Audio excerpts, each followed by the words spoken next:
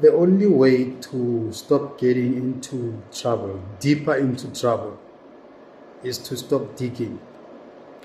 Because if you continue to dig, you are digging deeper into a sinkhole.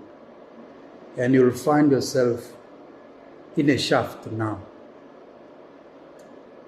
Ukrainian President Zelenskyy finds himself in a very serious trouble. Let me tell you this. America played a major role in putting Zelenskyy into this trouble. And now he realizes that he's in such a big trouble that he can't even solve. Now he's begging America to talk to Vladanir Putin to stop the war, ceasefire. So here's the problem. When the war started, I think it was around 2014. Remember, it was Barack Obama administration. Barack Obama now was pushed out. Donald Trump came in, the Republicans. And again, the war didn't stop, continued until Donald Trump also was pushed out in 2020 and Joe Biden came. So all these presidents of the United States, they were changing with this war at Ukraine, and still they couldn't stop it. They couldn't get it stopped through signing contracts and ceasefire and whatsoever. Now, basically what happened is that when President Vladimir Putin, the Russian president, obviously we know that Russia is one of the most powerful countries with arms and ammunition and everything. They are well equipped. It's like if Russia gets into war with South Africa, well, in one day they can finish us off. If America gets into war with South Africa, they can finish us in one day. I mean, there's a base in Botswana, the US base. They can just send, a missile that can hit or target union buildings and crash it in just less than a minute. So, Africa is not ready for war. So, back to Ukraine. Zelenskyy was a comedian. He's a Trevor Noah of Ukraine and turned into a president. He's not a politician, that guy. And he doesn't understand politics. And he doesn't seem to want to understand politics. And sometimes being stubborn, when you see that you are not winning, it's not going to help, because the people of your country continue to die. And they are looking upon you as the president, to say, listen, how are you going to end this war? So basically, America is actually used to sparking war. And when there's war, they supply ammunition and weapons to you. So Zelenskyy initially was actually supplied with ammunition and arms and, to fight war against Russian President Vladimir Putin, and knowing very well that he's not going to win that war.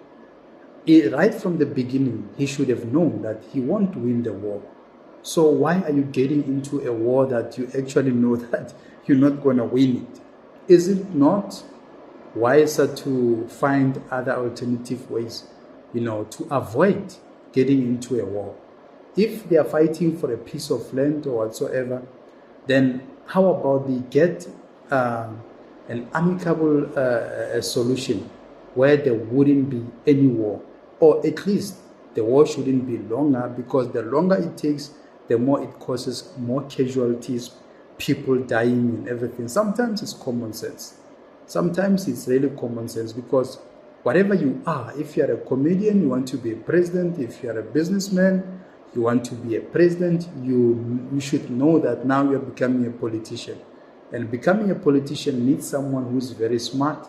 And you don't really have to be stubborn, but you need to be firm.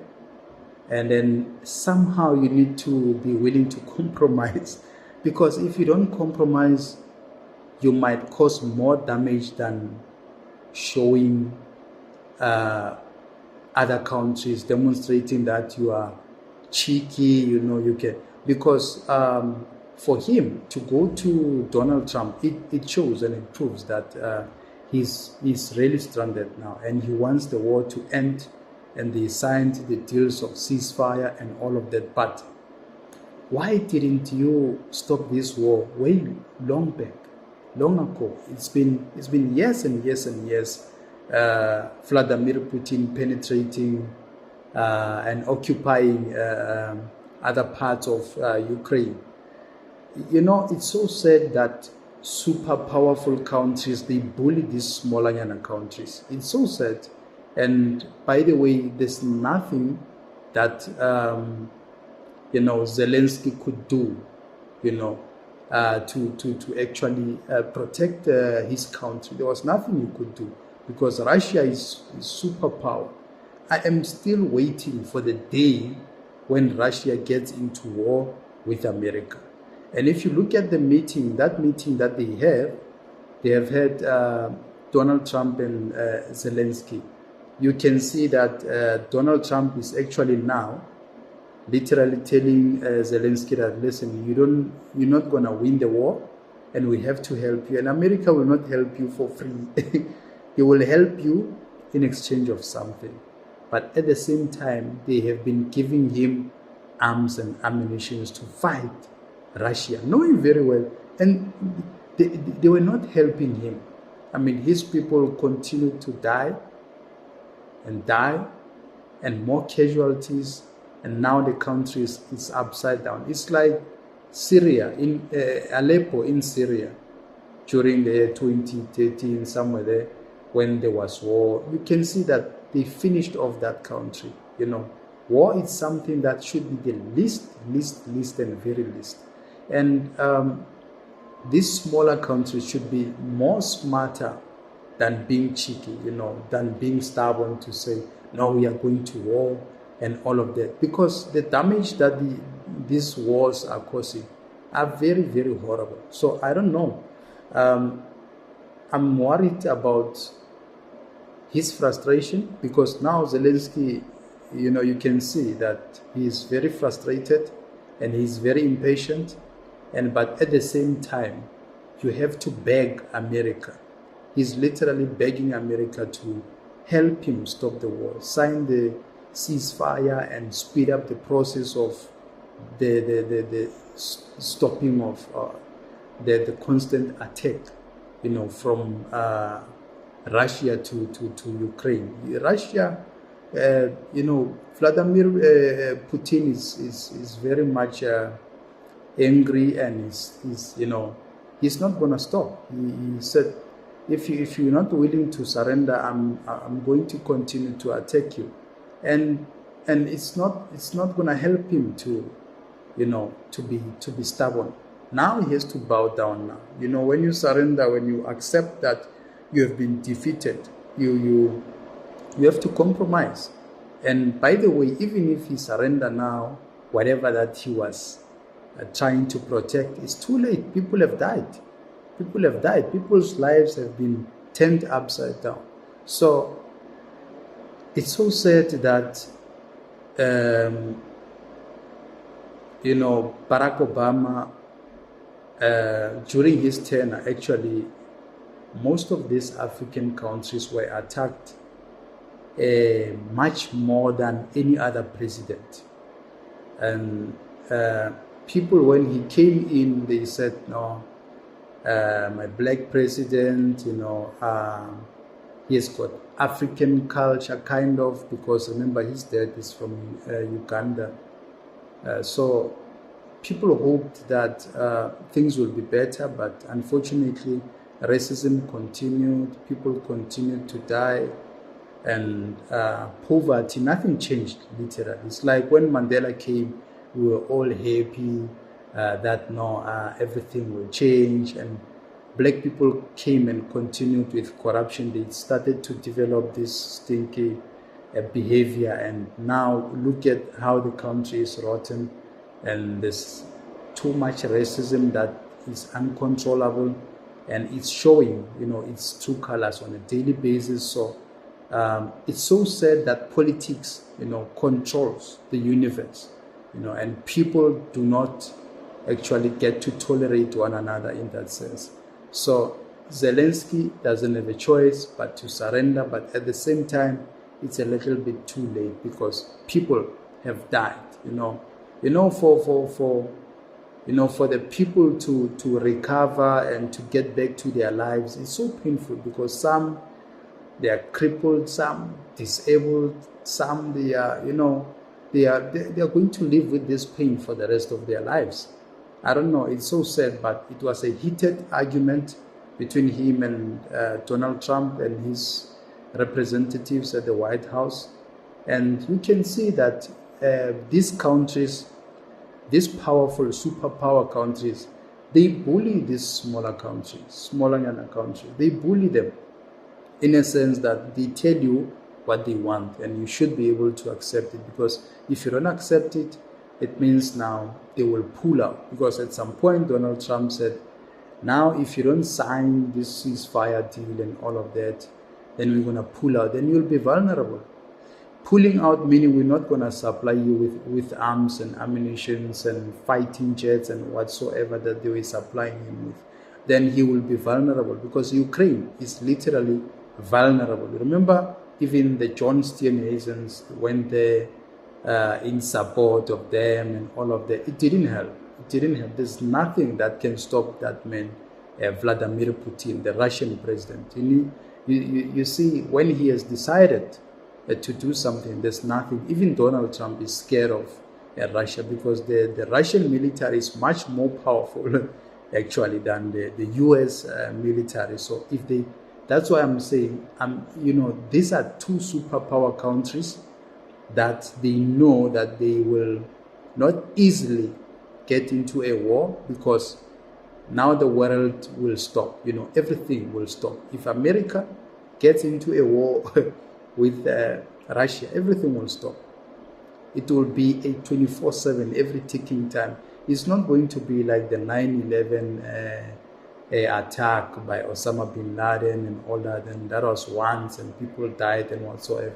That is going to be a serious war which will stop everything, and now we will be shocked by what will be happening, because they've got very powerful arms and cannons and everything. All the fighting jets, you can mention them, all of them, they have all the equipment. And remember, those equipment, they're worth trillions, that even our country, you see, we're embarrassed by the DRC war, where we send our soldiers to die there. 14 soldiers died, 190 soldiers are injured, 2 are critically injured. Some they go there, and the story that we know now is that those ladies, they went there not pregnant, and when they are on a mission outside the country, then they also do other missions, and they fell pregnant. So that's the sad thing, that I don't know how they can deal with this issue, because human beings are human beings. Somehow it's bound to happen. So I don't know how this military of ours will deal with this. The South African National Defence Force will deal with this issue of the military force members when they go outside the country. Then they do other activities, and they end up now, having junior soldiers that they are expecting, all that. It's so sad, man, because that's not a joke. That's the mission that they were sent, to. So if you are sent for a mission and you do other missions, it's so sad, man. It's so sad. But let's hope there will be ceasefire in Ukraine. People have died. That's why I'm saying all over the world, war is the last thing, because if we say we want war, it's not going to be good. That's why I couldn't even accept when Julius Malema was talking to the Rwandan president, Paul Kagame, how he spoke to him, how he was addressing him, because we can't wage war against our African country. We are Africans. We shouldn't do that. Even to the Western country, we shouldn't get into war. We should act mature. We should do things the diplomatic way, and the correct way of avoiding war. But somehow, if we have to enforce certain things like land expropriation, that one should happen, that one. Either way, we need to get what was stolen to our forefathers by the white Afrikaners. They know they took our land. They know they left us dispossessed. They know what they did when they came to our country. You know, they pushed us to useless areas which we cannot even do agriculture and all of that. So they know. They shouldn't ignore that. Even if they run to Donald Trump, it's still going to happen, by the way. So it's not going to help them. I believe that one is just, it's non-negotiable. It's non-negotiable. So it's so sad, but let's hope Zelenskyy will get a deal and ceasefire, because people have died. I don't know, squatters. I'll hear your opinions, your comments, and I want to thank you for watching my content. Let's keep engaging and let's push the subscribers. Just log in and subscribe. There's a whole lot of people who watch my content, but they are not subscribed. Please log in and subscribe. It's for free to subscribe. I'll keep on delivering the content. Thanks, squatters. I love you to bits. Squatter community. Sharp, sharp.